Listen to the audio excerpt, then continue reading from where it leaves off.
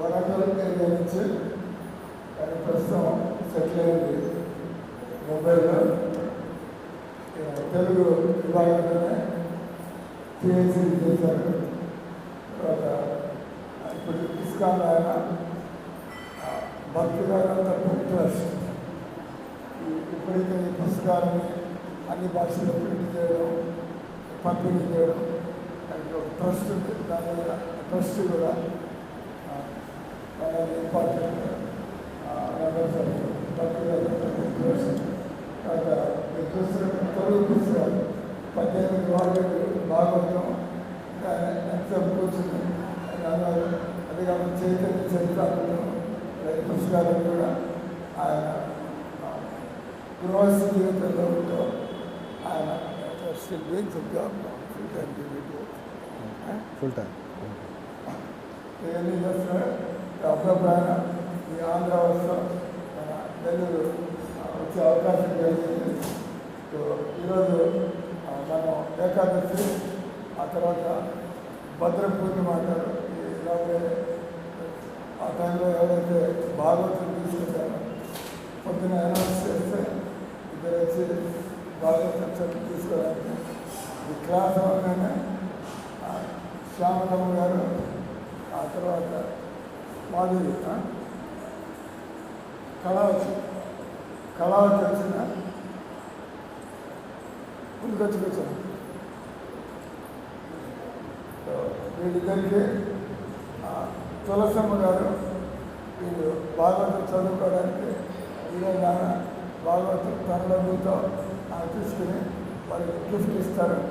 తర్వాత ఇంకా ఒక అరగంట 3/4 గంట సేపు వీళ్ళు ఆయన చెప్పదలుచుకునేది భగవద్గీత గురించి వింటారు. హరే కృష్ణ. Thank you. ఆయన పేరు వైష్ణవాంగి దాస్. ఫస్ట్ బాగుంది సార్. తీసుకురావాలి somebody living she wants to take Bhagavatam చెప్పాలంటే meanwhile you can start your invocation class. ఓం నమో భగవతే వాసుదేవాయ. ఓం నమో భగవతే వాసుదేవాయ. ఓం నమో భగవతే వాసుదేవాయ. నారాయణం నమస్కృత్య నరం చైవ నరోత్తమం దేవీం సరస్వతీం వ్యాసం తతో జయం ముదీరయే. నష్టప్రాయేషు అభద్రేషు నిత్యం భాగవత సేవయా భగవతి ఉత్తమ శ్లోకే భక్తిర్భవతి నైష్టికీ. నామ సంకీర్తనం యస్యా సర్వపాప ప్రణాశనం ప్రణామో దుఃఖశమనః తం నమామి హరిం పరం. అందరూ కూడా చదవడానికి ప్రయత్నించండి. ఇది భాగవతంలో ఉన్నటువంటి చివరి శ్లోకం. ఈ చివరి శ్లోకాన్ని ఏదో కష్టపడి మొత్తానికి విని చదివితే పూర్ణాహుతిలాగా ఆ 18,000 శ్లోకాలని, ఆ 18,000 శ్లోకాల్లో చివరి శ్లోకం కాబట్టి ప్రయత్నంతో పట్టుకోమంటారు. పట్టుకుంటారు, అది బెటర్.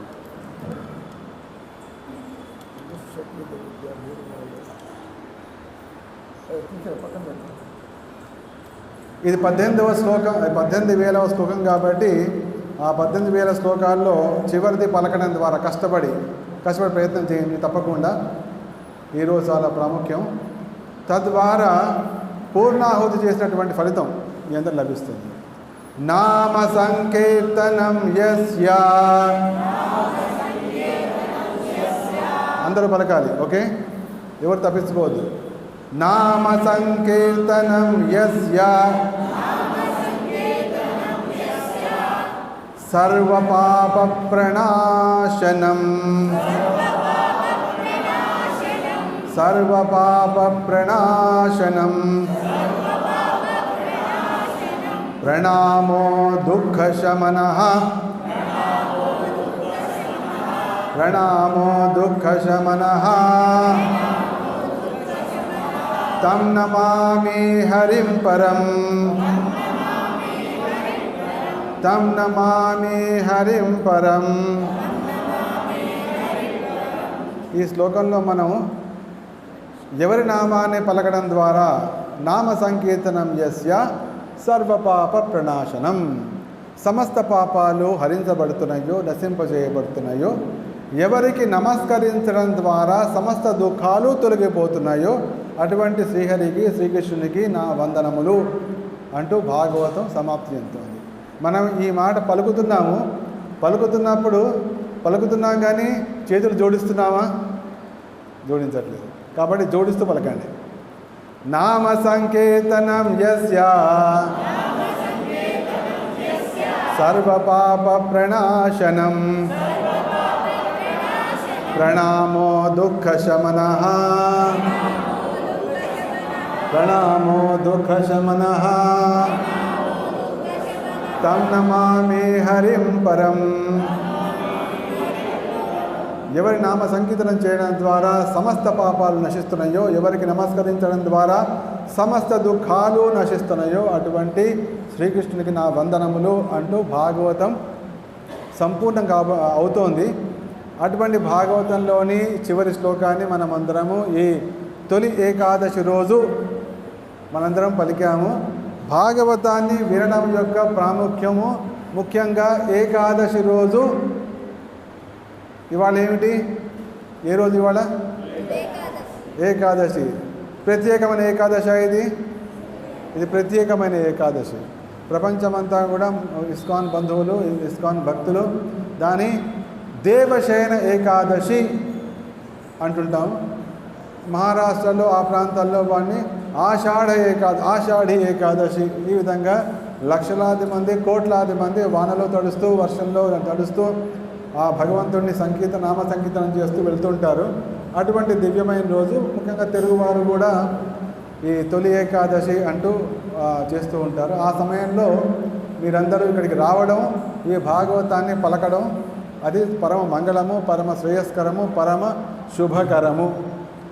అయితే ముఖ్యంగా ఈ భాగవతం ఏకాదశి పూట, ద్వాదశి పూట తప్పకుండా వినాలి, చదవాలి అని సూత గోస్వామి భాగవతంలో స్పష్టంగా పలికారు. అది చేయడం వల్ల కలిగే ఫలితం ఏమిటి కూడా ఆయన స్పష్టంగా పలుకుతూ ఏమన్నారంటే, ద్వాదశ్యాం ఏకాదశ్యాం వా శృణ్వన్ ఆయుష్యవాన్ భవేత్. ఎవరైతే ఆయుష్మంతులు కావాలని కోరుకుంటున్నారో, 100 ఏళ్ళు జీవించాలి భగవత్ సేవలో, 100 ఏళ్ళు జీవించాలి భగవత్ సేవ కొరకు అని ఎవరైతే తలుస్తున్నారో వారు ఏం చేయాలట అంటే, ఏకాదశి పూట కానీ, ద్వాదశి పూట కానీ, లేదా 2 పూటలు కానీ భాగవతాన్ని వినాలి. ఎవరికైతే 100 ఏళ్ళు ఉండాలనుకుంటున్నారో, రోగాల నుంచి బయటపడాలనుకుంటున్నారో గుడికి రండి, ఏకాదశి పూట భాగవతం వినండి. అది సింపుల్ ప్రాసెస్. ఈరోజు తొలి ఏకాదశి రోజు మీరు ఈ శుభ గడియన వచ్చారు, ఈ భాగవతాన్ని వింటున్నారు. 5000 సంవత్సరాల కిందట చెప్పబడిన విషయం ఏమిటంటే, ఎవరైతే ద్వాదశి పూట కానీ ఏకాదశి పూట కానీ భాగవతం వింటున్నారో శృణ్వన్ ఆయుష్యవాన్ భవేత్ పఠత్ అనశ్నన్ ప్రయతః. ఎవరైతే ఏకాదశి పూట కానీ ద్వాదశి పూట కానీ ఉపవాసం ఉంటూ భాగవతాన్ని పఠిస్తారో వారు సమస్త పాపాల నుండి బయటపడుతున్నారు. ఇది భాగవతం మహిమ. ఇవాళ ఒక మహానుభావురాలు, అదృష్టవంతురాలు భాగవతం తీసుకెళ్ళింది ఆవిడ ఇంటికి. భాగవతాన్ని తీసుకెళ్ళమంటే సాక్షాత్తుగా శ్రీకృష్ణుణ్ణి ఇంటికి తీసుకువెళ్ళడంతో సమానం. శ్రీకృష్ణుడు ఇంట్లో ఉంటే ఇంక దానికి మించినటువంటి రక్షణ, దానికి మించినటువంటి దుఃఖ శమనానికి వేరే మార్గం ఉంటుందా? వేరే మార్గం లేదు. అటువంటి భాగ్యాన్ని ఆవిడ పొందారు. ఇంకా వేరే వాళ్ళు ఒకళ్ళిద్దరు కూడా పొందబోతున్నారు. ఈ భాగ్యం అందరికీ కూడా రావచ్చు. ప్రతి ఒక్కరికి కూడా ఈ భాగ్యం లభిస్తుంది. ఎవరైతే ఈ భాగవతాన్ని తమది చేసుకుంటారో, తమ ఇంటికి ఆహ్వానిస్తారో వారికి ఈ దివ్యమైనటువంటి లాభం కలుగుతుంది. దుఃఖం లేని వాడు ఈ జగత్తులో ఉండే అవకాశం లేదు. ఎందుకంటే భగవంతుడే పలికాడు ఇది దుఃఖాలయము అని. దుఃఖం లేనివాడు ఈ జగత్తులో ఉండడు. అయితే ఈ దుఃఖాలు కలగడానికి కారణం ఏమిటి? జై శ్రీ శ్రీ జగన్నాథ్ బల్దేవ్ సుభద్రా రాధా శ్యామ సుందర్కి. ఈ దుఃఖాలు కలగడానికి కారణం ఏమిటి? దుఃఖాలు కలుగుతున్నప్పుడు మనకు అందుతున్నటువంటి సూచన ఏమిటి? సూచన ఏమిటి అంటే, ఇప్పుడు ఒకరికి సడన్గా నాకు ఈ మధ్య చాలా శక్తిహీనంగా ఉంటుంది, నాకు కళ్ళు తిరుగుతున్నాయి అంటే వాళ్ళు వెంటనే వెళ్ళి బీపీ చెక్ చేయించుకో, లేదంటే షుగర్ చెక్ చేయించుకో అని చెప్తుంటారు. మరి దుఃఖాలు కలుగుతున్నాయి, వద్దనుకున్నా కలుగుతున్నాయి, ఎంత ప్రయత్నించినా ఆగట్లేదు అంటే అప్పుడు సాధువు దగ్గరికి వెళ్ళాలి. సాధువు దగ్గర చెప్తాను, నాయన నీ పాపం కొద్దిగా ప్రకోపించింది, నీ పాపం ప్రకోపించింది కాబట్టి ఈ దుఃఖాలు వస్తున్నాయి. కాబట్టి సాధువు దగ్గరికి వెళ్ళడానికి ఇదే చక్కటి సమయం. సాధువు దగ్గరికి వెళ్తే ఇప్పుడు వచ్చిన దుఃఖం పోవడమే కాకుండా ఇక రాబోయే దుఃఖాలు, ఒక కొండంత దుఃఖాలు కూడా దూది పింజలాగా వస్తాయి పోతాయి. అంటే దుఃఖానికి ఏకైక కారణం పాపము, తెలుసో తెలియకో చేసినటువంటి పాపము. ఏమండి మేము ఎటువంటి పాపాలు చేయలేదు, ఎటువంటి పాపం కూడా చేయము అంటారు. కానీ తెలియక మనం ఎన్ని పాపాలు చేశాము, పూర్వజన్మలో ఎన్ని పాపాలు చేశామో మనకు తెలుసా? మనకు తెలియదు. మరి ఆ విధంగా మనకు తెలియకుండా చేసిన పాపానికి ఏవైతే దుఃఖాలు కలుగుతున్నాయో దానికి ఉపశమన మార్గం ఏమిటి? నామ సంకీర్తనం యస్య సర్వపాప ప్రణాశనం. ఎప్పుడైతే దుఃఖం కలుగుతుందో దానికి పాపము కలగడమే, పాపం చేసి ఉండడమే దానికి కారణం. కాబట్టి పాపాన్ని తొలగించుకోవాలి. భాగవతం చివరి శ్లోకం ఏం పలుకుతోంది? నామ సంకీర్తనం యస్య సర్వపాప ప్రణాశనం. ఎప్పుడైనా సరే దుఃఖం కలిగింది అంటే వాళ్ళకి వెళ్ళి వీళ్ళకు వెళ్ళి వాళ్ళతో మాట్లాడి వీళ్ళతో మాట్లాడి చేయవలసిన పని లేదు. ఏం చేయాలి? గుడికి రావాలి, సంకీర్తన సమయంలో నృత్యం చేస్తూ సంకీర్తన చేయాలి. ఇదే మందు. నామ సంకీర్తనం యస్య సర్వపాప ప్రణాశనం ప్రణామో దుఃఖ శమనః తం నమామి హరింపరం. ఇది మీకు తెలిసినా తెలియకపోయినా ఇదే మార్గం. 5000 సంవత్సరాల కింద చెప్పబడినటువంటి భాగవతం ద్వారా చెప్పబడినటువంటి అత్యుత్తమమైన, అమోఘమైన, అవ్యయమైన, అద్వితీయమైనటువంటి మార్గం. కాబట్టి అత్తగారికి చెప్పి, మామగారికి చెప్పి, మనవడికి చెప్పి, పక్కవాడికి చెప్పి ఎవడు కూడా మన దుఃఖాన్ని తొలగించలేడు. కేవలము హరినామ సంకీర్తన మాత్రమే మన దుఃఖాన్ని తొలగిస్తుంది. హరినామ సంకీర్తనలో పాల్గొనడం వల్ల పాపం తొలగుతుంది, ఆ పాపం తొలగడం వల్ల దుఃఖం తొలగుతుంది. ఇది మనం అర్థం చేసుకోవాలి. ముఖ్యంగా భాగవతం ఎందుకు రచించబడింది అంటే, ఎప్పుడైతే వ్యాసుల వారికి తమ గురువుగారు చెప్పారు, నాయన నువ్వు జనులందరికీ దుఃఖాన్ని తొలగించడం కోసం నువ్వు రకరకాలైన పుస్తకాలు రాశావు, కానీ ఆ పుస్తకాలు నీకే సంపూర్ణంగా ఆనందాన్ని కలిగించలేదు. కాబట్టి నీకు ఒక చక్కని మార్గం చెప్తున్నా, కృష్ణలీలను నువ్వు వర్ణించు. ఆ కృష్ణలీలను వర్ణించడం ద్వారా నీకున్నటువంటి ఆ మనస్తాపము ఏదైతే ఉందో అది తొలగిపోతుంది అని చెప్పడం జరిగింది. అప్పుడు వ్యాసుల వారు ధ్యానంలోకి వెళ్ళినప్పుడు కృష్ణుని యొక్క దర్శనం కలిగింది. కృష్ణ దర్శనంతో పాటు కృష్ణుడి వెనక ఉన్నటువంటి మాయ దర్శనం కలిగింది. అంటే ఏంటి? నేనున్నాను, నా వెనక మాయ ఉంది. కృష్ణుడు ఉన్నాడు, కృష్ణుడి వెనక. అంటే ప్రతి మనిషికి నీడ ఎక్కడ ఉంటుంది? నీడ ఎప్పుడే వెనక ఉంటుంది. నీడలాగా వెంటాడుతున్నారు అంటారుగా, ఆ విధంగా కృష్ణుడి వెనక మాయ కనిపించింది. కృష్ణుడు మాయతో పాటుగా జీవుడు కూడా కనిపించాడు, మనం కూడా కనిపించాడు. అయితే మనం ఎక్కడ కనిపించాము? ఆ మాయ వెనక మనం ఉన్నాం. కృష్ణుడు వెనక మాయ వెనక మనం. అంటే మన ముందున్నది ఎవరు? మన ముందున్నది మాయ. మనం ఉండవలసింది కృష్ణుడి ముందు, కానీ మన ముందు ఉన్నది మాయ. మరి ఈ మాయ తొలగడానికి మార్గం ఏమిటి? అందుకోసం చెప్పడం కోసమే ఆయన భాగవతాన్ని రాశారు. కాబట్టి ఎవరి ఇంట్లో అయితే భాగవతం ఉంటుందో వారు దుఃఖానికి, భయానికి, శోకము, మోహము, భయము అనే ఈ మూడింటికి వాళ్ళు సంపూర్ణంగా టాటా గుడ్ బై అని చెప్తారు. ఎవరైతే దుఃఖ శోక భయాపహ, దుఃఖానికి శోకానికి భయానికి భయం లేని వాళ్ళు చేయొద్దండి. నాకు భయం లేనే లేదు అన్నవాళ్ళు దయచేసి చేతులు ఎత్తగలరు. అనౌన్స్మెంట్. నాకు శోకము లేనే లేదు అన్నవారు దయచేసి చేతులు ఎత్తగలరు.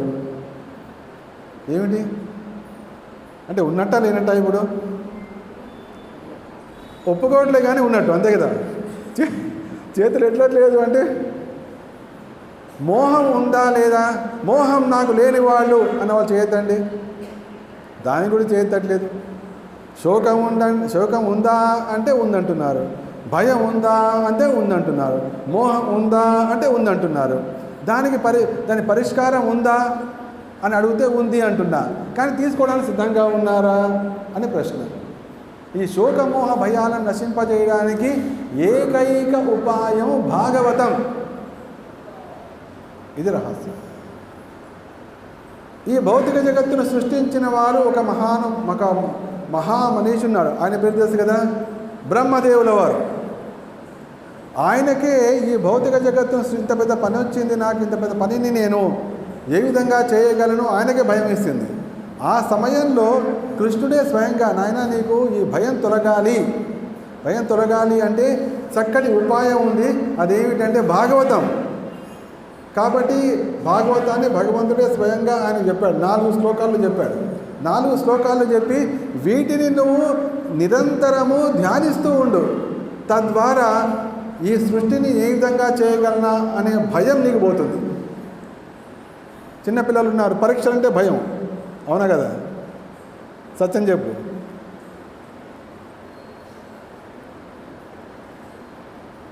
మీ అమ్మకు ఉంటుంది, మీ అమ్మాయినా?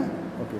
కొంత ఈ అమ్మాయి పెళ్ళి ఎప్పుడవుతుందో ఆవిడ భయం. అది అల్లుడు ఎట్లా వస్తాడో అది కూడా భయమే, అంతే కదా? ఆ విధంగా ఉంటుంది ప్రతి ఒక్కరికి. ఒక చిన్న ఎగ్జాంపుల్ తీసుకున్నా అంతే, చిన్న ఎగ్జాంపుల్. ఏ విధంగా అయితే అన్నం గిన్నెలో ఉన్నటువంటి ఒక్క మెతుకును పట్టుకున్నా కూడా ఉడికిందో లేదో తెలిసిపోతుంది. అదేవిధంగా ప్రతి ఒక్కరికి కూడా ఈ భయము అనేది ఉంటుంది. భయం తొలగాలి అంటే భాగవతాన్ని పట్టుకోవాలి. భయం అంటే భాగవతం పట్టుకోవాలి. కాబట్టి ప్రతి ఇంట్లో కూడా ఒక భాగవతం ఉండాలి. భయం కలగానే భాగవతాన్ని తెరవాలి. ఏకైక మార్గం. ఇవాళ గుర్తించిన, రేపు గుర్తించిన, వచ్చే సంవత్సరం గుర్తించిన, 10 ఏళ్ల తర్వాత గుర్తించిన, 20 ఏళ్ల తర్వాత గుర్తించిన, 80 ఏళ్ళు వచ్చాయి, భయంగా 80 ఏళ్ళు వచ్చినాయి. ఎప్పటికైనా ఈ జన్మలో కాకపోయినా మళ్ళీ వచ్చే జన్మకైనా భయం తొలగడానికి ఏకైక మార్గం భాగవతం మాత్రమే. ఈ జగత్తును సృష్టించినటువంటి బ్రహ్మదేవుల వారికి భయం తొలగడానికి భాగవతం మార్గమైనప్పుడు ఈ జగత్తులో ఉన్నట్టు సృష్టించబడినటువంటి మనకు భయం తొలగడానికి వేరే మార్గం ఉంటుందా? ఉండే ప్రసక్తి లేదు, ఉండే అవకాశమే లేదు. ఈ రహస్యాన్ని తెలుసుకోవాలి.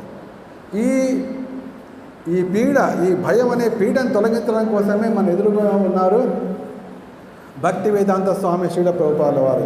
శ్రీల ప్రభుపాదికి ఆయన మహాకరుణతోటి, పరమ కారుణికుడు. ఆ కరుణతోటి ఆయన మనకు భాగవతాన్ని అందించారు. మనకు తెలుగులో కూడా భాగవతం వచ్చింది. ఎప్పుడు? దాదాపు 700 సంవత్సరాల కిందట. అప్పుడు వ్యాస భాగవతం సంస్కృతంలో ఉండేది. అప్పుడు అందరికీ సంస్కృతం కూడా వచ్చేది. అప్పుడు లేదు, ఇప్పుడు లేదు. అందుకోసం ఆ సమయంలో భక్తపోతన గారు దాన్ని పద్య రూపంలో భాగవతాన్ని తెలుగువారికి అందించడం జరిగింది. అయితే ఇప్పుడు ఆ పద్యాలు ఎంత కఠినంగా ఉంటాయంటే తెలుగువారికి కూడా ఆ పద్యాలు పలకడం రాదు, ఆ పద్యాల్లో ఉండేటువంటి అర్థం తెలియదు. అయితే మనకు అటువంటి చింత. అయితే భాగవతం అనేది ఓన్లీ తెలుగు వారికే ఉంటుందా భయం? మరాఠీ వాళ్ళకి భయం ఉండదు, అమెరికా వాళ్ళకు భయం ఉండదు, అట్లా ఉంటుందా? ఉండదు. ప్రతి మానవుడికి భయమే. అందుకోసమే ప్రభుపాదుల వారు ఏం చేశారు?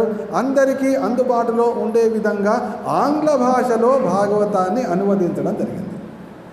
దానిలో ఉన్నటువంటి 18,000 శ్లోకాలని, ఆ 18,000 శ్లోకాలు ప్రతి శ్లోకానికి కూడా ప్రతిపదార్థం రాయడం, తర్వాత దాని తాత్పర్యం రాయడం, ఆ తాత్పర్యం అర్థం కావడం కోసం భాష్యం రాయడం. ఈ విధంగా ఆ 18,000 శ్లోకాలకి ఆయన భాష్యం, భక్తి వేదాంత భాష్యం అందించడం ద్వారా అది 18 పుస్తకాలుగా మారింది. అంటే జీవితం ఉన్నంత వరకు భయం ఎట్లాగ ఉంటుంది? ఆ జీవితం ఉన్నంత వరకు మనం భాగవతం చదువుతూనే ఉండాలి. సింపుల్.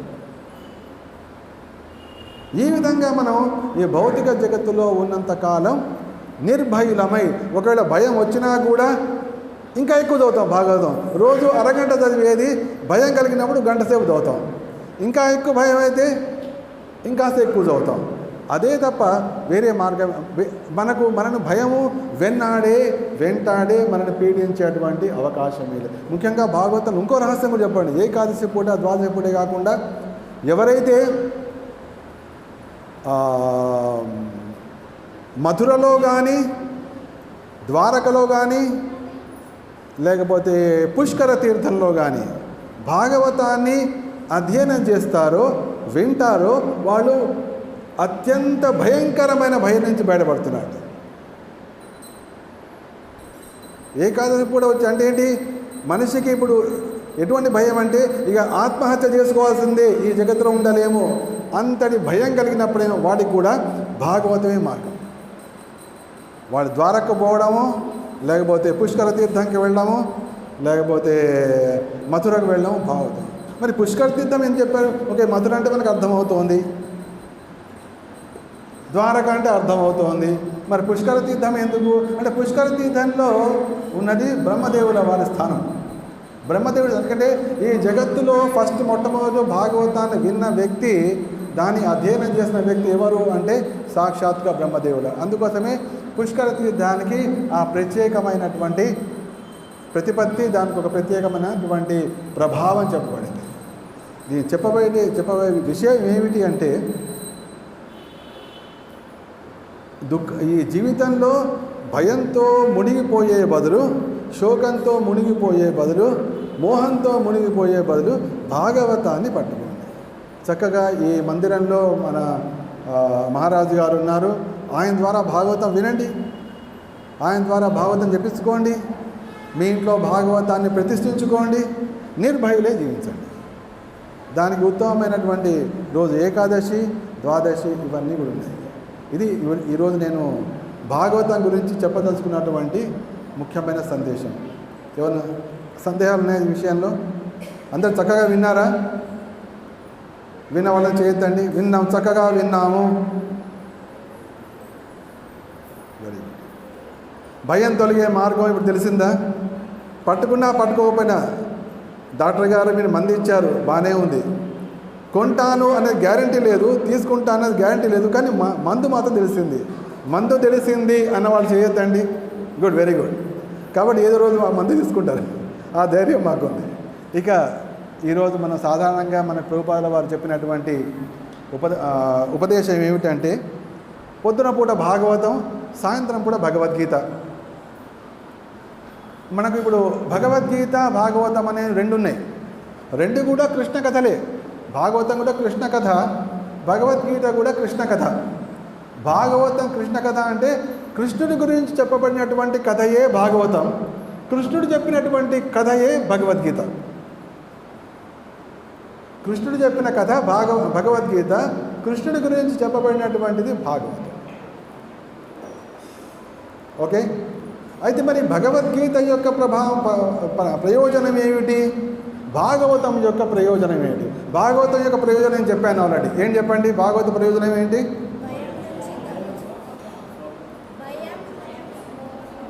ఫస్ట్ది భయం, ఇంకోటి శోకం, నెక్స్ట్ ఇవన్నీ రావడం కోసమా పోవడం కోసమా? Very good, good. అర్థమైంది. ఇప్పుడు మర్చిపోయే అవకాశం ఉందా జీవితంలో? ఈ విషయాన్ని మర్చిపోయే అవకాశం ఉందా? చనండి, మర్చిపోయే అవకాశమే లేదు అనండి. మర్చిపోయే అవకాశమే లేదు, మర్చిపోయే అవకాశమే లేదు. ఏంటి? శోకము మోహము భయము తొలగడానికి భాగవతమే మార్గం అనండి.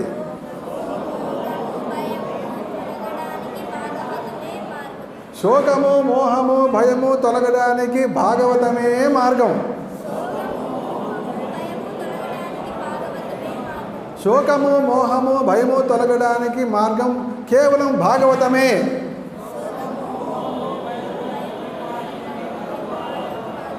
ఈ విషయం మేము జీవితంలో మర్చిపోము.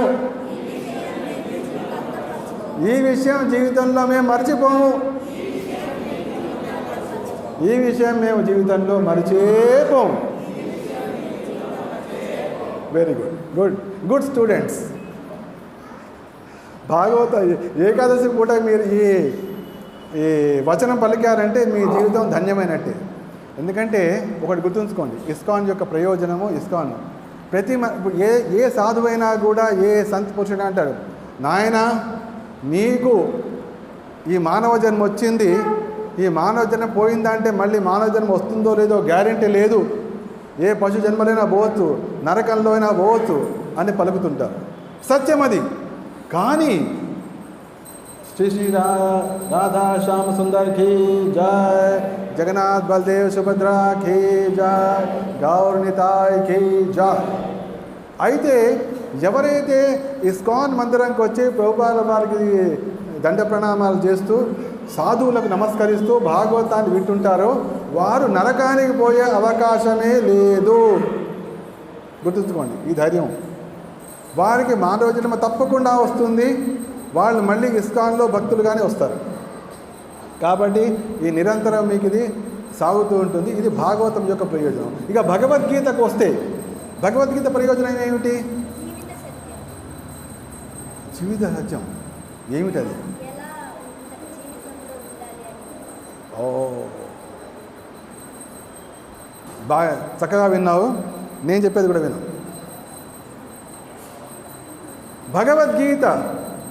భగవద్గీతలో అర్జునుడు ఏమన్నాడు? నకాంక్షే విజయం కృష్ణ నచ రాజ్యం సుఖాని చ. నాకు విజయము వద్దు, రాజ్య సుఖము వద్దు అన్నటువంటి వ్యక్తి మనకి ఎవరైనా కనిపిస్తారా? జీవితంలో విజయం వద్దు అన్న వ్యక్తి కనిపిస్తాడా ఎక్కడన్నా? చెప్పండి. విజయం వద్దు అన్న వాళ్ళు చేయతండి. విజయం వద్దు. లిఫ్ట్. విజయం కావాలా వద్దా? కావాలి. విజయం కావాలని చేయతండి. Very good. అయితే ఈ సృష్టిలో ఒక్కొక్క వ్యక్తి ఉన్నాడు విజయం వద్దు అన్న వ్యక్తి, అర్జునుడు. నకాంక్షే విజయం కృష్ణ. విజయం వద్దు అన్న వ్యక్తికి శ్రీకృష్ణ భగవానుడు భగవద్గీతను బోధించి విజయాన్ని అందజేశాడు. అంటే భగవద్గీత ప్రయోజనం వద్దు అనుకున్నా కూడా విజయాన్ని నీకు అందించడమే భగవద్గీత యొక్క ప్రయోజనం. అందుకోసం చివరి శ్లోకం ఏంటి భగవద్గీతలో? అందరు పలకండి. యత్ర యోగేశ్వర కృష్ణో, యత్ర యోగేశ్వర కృష్ణో, యత్ర పార్థో ధనుర్ధరః, యత్ర పార్థో ధనుర్ధరః, తత్ర శ్రీ విజయో భూతి, తత్ర శ్రీ విజయో భూతి. ధ్రువాని తిర్మతిర్మమ, ధ్రువాని తిర్మతిర్మమ. ఎక్కడైతే యోగేశ్వరుడైన శ్రీకృష్ణుడు ఉంటాడో, ఎక్కడైతే మహాధనుర్ధారి అయిన అర్జునుడు ఉంటాడో అక్కడ సంపద, విజయము, అసాధారణ శక్తి, నీతి నిశ్చయంగా ఉంటాయి. కాబట్టి జీవితంలో విజయాన్ని సాధించగలిగిన వారు భగవద్గీతను పట్టుకోవాలి. జీవితంలో శోకము, భయము, దుఃఖము, శోకము, భయము, మోహము తొలగావాలనుకున్న వాళ్ళు భాగవతం పట్టుకోవాలి. మనకి ఇది ఉంది, అది ఉంది కదా. విజయం కావాలి, దుఃఖాలు పోవాలి. కాబట్టి భగవద్గీత, భాగవతం రెండు పట్టుకోవాలి. అర్థమైందా? విజయం కావాలంటే, భయం పోవాలంటే. Very good, good students. Very good students. 60% marks వచ్చేసినాయి. ఎవరైతే దీన్ని పాటిస్తారో వాళ్ళకి 80%. ఎవరైతే నిజంగా దాంట్లో విజయాన్ని సాధిస్తారో వాళ్ళకి 100% గ్యారెంటీ. వాళ్ళకి ఎటువంటి చింత లేదు, ఏది కావాలన్నా సాధించవచ్చు. ప్రభుపాదుల వారు భాగవతం ద్వారా కేవలం భాగవతాన్ని పట్టుకున్నారు. భాగవతాన్ని పట్టుకుని ఏ విధంగా అయితే బ్రహ్మదేవుల వారు భాగవతాన్ని పట్టుకుని సృష్టి కార్యం చేశారో అదేవిధంగా ఆయన భాగవతాన్ని పట్టుకుని అమెరికాకి వెళ్ళారు. అమెరికాకు వెళ్ళి ఆ భాగవతంతో అంతర్జాతీయ కృష్ణ చైతన్య సంఘం ఇస్కాన్ని సృష్టించారు. ఆ ఇస్కాన్ సృష్టించి ఏ విధంగా ఉంది, ఆయన 100 మందిరాలు నిర్మిస్తే ఇప్పటికి 800 మందిరాలు అయినాయి. ఇంకొక 50 ఏళ్లలో ఎన్ని మందిరాలు చెప్పగలరా? ఇంకా 100 ఏళ్లలో ఇప్పుడు రామానుజాచార్యులు 1000 ఏళ్ల కాలం జరిగింది అనుకుంటున్నాం. ప్రభుపాదులు వెళ్ళి 50 సంవత్సరాలే. 100 ఏళ్లలో ఇంకెంత రాబోతోంది? 500 ఏళ్ళలో ఇంకెంత రాబోతోంది? 1000 ఏళ్లలో ఇంకెంత రాబోతుంది? మనం ఊహించలేము. ఆ ఊహాతీతమైనది. అంతటి మహత్తరమైనటువంటి దివ్యమైన సంస్థని ఏ సంస్థలోకి రావడం ద్వారా, ఏ సంస్థలోకి వచ్చి సంకీర్తన చేయడం ద్వారా దుఃఖం తొలగిపోతుందో, శోకం తొలగిపోతుందో, మోహం తొలగిపోతుందో అటువంటి సంస్థను ఆయన స్థాపించారు. కాబట్టి దీని ఒక అద్వితీయ వరంగా భావించి ఇస్కాన్లో ప్రవేశించడం అనేది ఒక అద్వితీయ వరంగా భావించి మీరు దానిలో సంపూర్ణమైనటువంటి ఇస్కాన్లో పాల్గొనే విధంగా. ఇస్కాన్లో పాల్గొనడం అంటే గుడికి రావడం మంచిదే, ప్రసాదం తినడం మంచిదే. అన్నిటికంటే ఉత్తమమైనది, ఉత్కృష్టమైనది ఒకటి ఉంది, సంకీర్తన చేయడం, నృత్యం చేయడం. అర్థం చేసుకోండి. ఎటువంటి సిగ్గు లేకుండా కాదు, సిగ్గుపడకుండా అనేది వేరు, సిగ్గుపడకుండా ఆడవాళ్ళు కానీ, మగవాళ్ళు కానీ, పెద్దవాళ్ళు కానీ, చిన్నవాళ్ళు కానీ సిగ్గుపడకుండా ఎప్పుడైతే సంకీర్తన చేస్తారో ఎంతటి మార్పు వస్తుందంటే ఈవెన్ డాక్టర్స్ కూడా చెప్తారు. ఎప్పుడైనా మనకి కరేజ్, మనలో హ్యాపీ హార్మోన్స్ ఉంటాయి. ఆ హ్యాపీ హార్మోన్స్ రిలీజ్ కావాలి అంటే, సపోజ్ లాలాజలం ఉంది, లాలాజలం రిలీజ్ కావాలంటే ఏం చేయాలి? లాలాజలం రిలీజ్ కావాలంటే గులాబ్ జామ్ గురించినటువంటి ఒక నిమిషం చర్చ చేయాలి. ఒక నిమిషం చర్చ చేయగానే ఇప్పుడు సపోజ్ చెప్పాను అనుకోండి, ఈ భాగవత కొద్దిగా అవి గులాబ్ జామ్ చాలా పెద్దగా ఉంటుంది, చాలా దాని రంగు కూడా ఎంత మెత్తగా ఉంటుంది, అయితే నోట్లో వేసుకొని కరిగిపోతుంది ఇట్లాగా అని ఒక నిమిషం చెప్పండి, అందరి నోట్లో నీళ్ళు వచ్చేస్తుంది.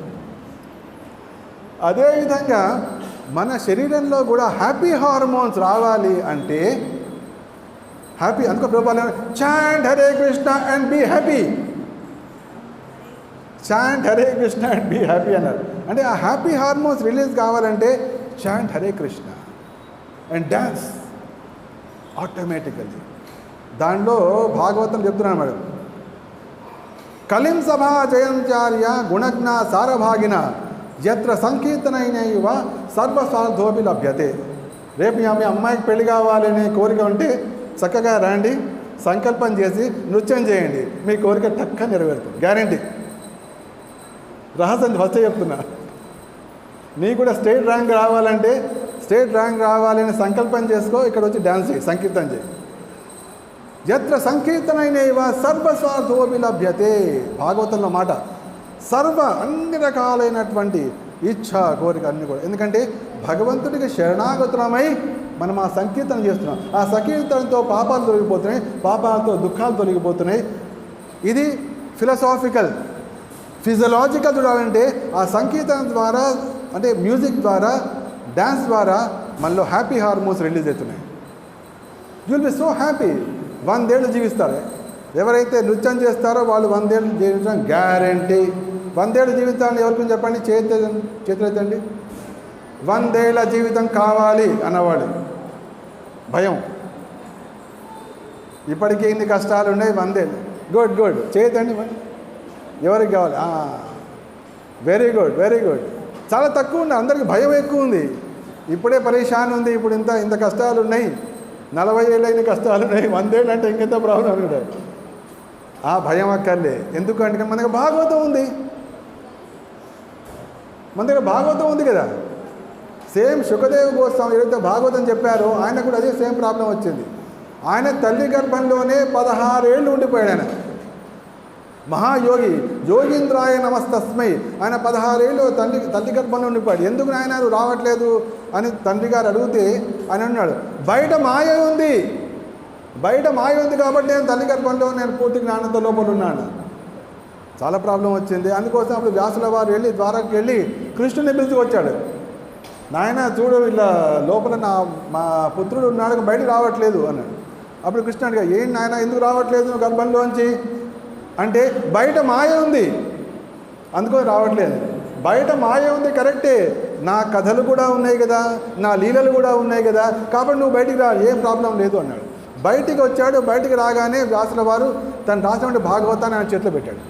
దాంతో భయం పోయింది. కాబట్టి 100 ఏళ్ళు మీరు నిర్భయంగా జీవించవచ్చు భాగవతం కనుక ఉంటే. ఏ విషయమైనా ఏ కార్యాన్ని అయినా మీరు పట్టుకోవచ్చు. భగవద్గీత ఉంటే దాంట్లో విజయం కూడా సాధించవచ్చు. ఇది దివ్యమైన సందేశం. ఈ విధంగా భగవద్గీత భాగవతం అనే 2 కరదీపికలను మనం పట్టుకున్నప్పుడు ఏ కార్యంలో అయినా విజయాన్ని సాధించవచ్చు. అదేవిధంగా ఏ భయం నుంచైనా మనం ముక్తిని పొందవచ్చు. ఈ దివ్యమైన సందేశం మీకు మీ హృదయంలో, మీకు ఇప్పుడు చెవుల్లో పడింది. మర్చిపోము అనే వాగ్దానం కూడా చేశారు. ఎక్కడ చేశారు?